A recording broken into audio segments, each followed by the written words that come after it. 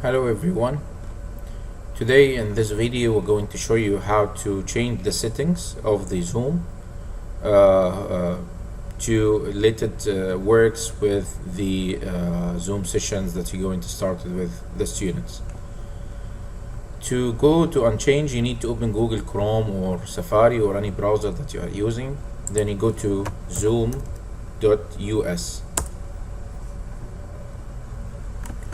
Okay, make sure that you need to sign into your account.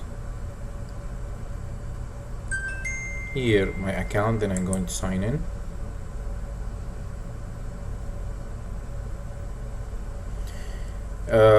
When it comes to the sign in, it will show you the meetings where you need to go to the setting.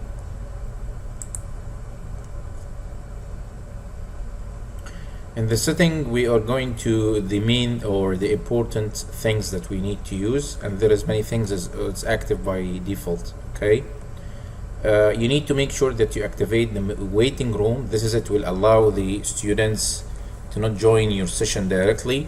It will waiting on the waiting room that you have to admit them to join, because some students maybe they are not related to the school or another class. You need to know, or you make sure before you admit your students. Okay, this is for the waiting room. These things you can skip it, you can keep it as default. Here for the part of the scheduled meeting, here to let the students when they join to by default it will open the cameras. You can make it active. If you want to start your video as well directly when you start the meeting, this is you need to make it off. Allow participants to join before host. No, we cannot make it this on because the students will join and start talking to each other. Maybe some problems happen. Okay, you need to deactivate it. Okay.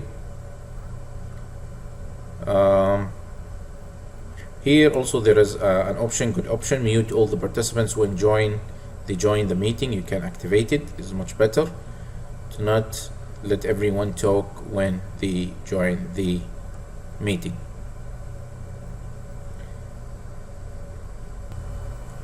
Here when we come to the part of the chat, it's very important. Here you can allow the meetings chat to be visible to all participants. You make sure this private chat is off. It means you will not allow the meetings students, they are not going to send a private message to each other. Okay, if you make it off, if you make it on, the students going to send to each other private messages without you can see the message. Okay, you must make it off.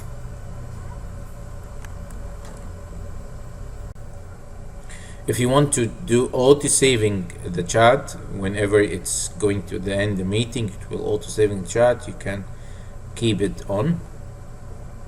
And this is also a good option. That is, there is a sound notification when someone join or leave the room. You can make it on that everyone join or leave. It will be there is a sound notification. Okay. Here for file transfer, if you can allow the students going to send you a file through the meetings, you can allow that if you want, but we prefer actually all the things going to send through the Schoology.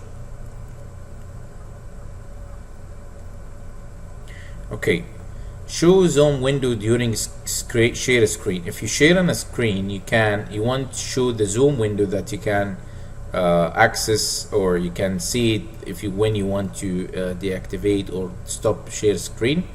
It will be the screen of the control itself. It will show all the time. Okay, also the sharing screen, you make it on, you keep it like that, host only, but you can change it during the meeting itself. You can allow the students or all participants can share their screen, but for now you can make it only host to not allow any students to share their screen. Okay, for the part here, annotation, you can activate it or you don't activate it as you want. Okay, to the students can save it or not. Okay, also for the whiteboard the same thing. Okay, here for the remote control, I believe if some students facing a problem with his iPad, you can assist him, you can activate it if you want. You can actually you can do it only if the students are using a computer, not an iPad. That you can tell you can do whatever in their computer if they're facing a problem, or they cannot reach or log into the Schoology if they're facing any problem. You can remote their computer. Okay.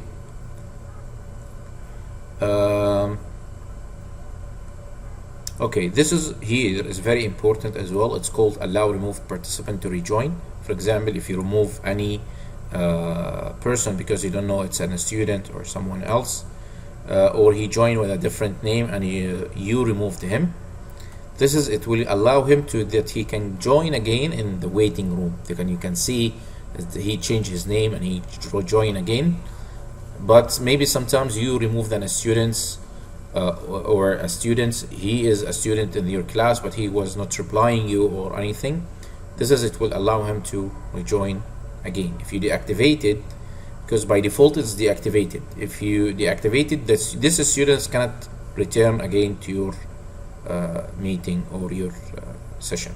Okay, here this is also allow participants. Some students, when they already log in with their parents' accounts or whatever in the Zoom, this is to allow them to rename their name.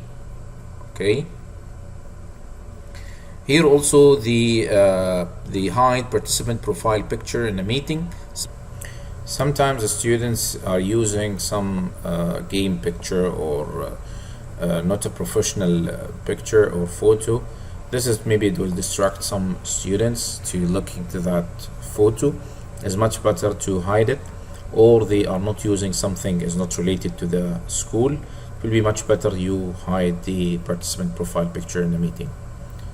Here there is another thing that is very good for the part of if you want to put some students, the breakout rooms, if you want to put the students in small groups, you can activate this part. Here breakout rooms, sometimes it doesn't work. Here the remote support, the remote support, if you turn it on, it will deactivate the breakout rooms. This is remote support as well. If you want to support one-to-one another participant, if you want to, as I said before, that you can support his computer if there is any problem. If you want to use the breakout room, you need to activate the remote support. Okay, then the breakout room, it will be activated. Here you allow the host assign participant to breakout rooms when scheduling. Okay, you can divide the students in rooms that can work in group work. Okay, this one here is the virtual background, to allow the students, they can use a virtual background for their videos. If there is a parents there, or they want to, if there's someone passing from their back end, it will not, if the students put the virtual background, you cannot see whatever there. Okay, you can activate it as well. But I don't think it's better do not put any use a video virtual background. Okay, because maybe will distract the other students. You can put a normal or just a photo in the background. Okay, to here the email notification, this part, some teacher tell me, or some come to me and tell me, we are receiving a huge email from Zoom, the students join, left, or whatever, we receive an email for that. If you do want to deactivate it, you can deactivate it from here. Okay, that's all. Inshallah, I'm going to make another video for when you start the Zoom meeting, what is the option you can use it from there.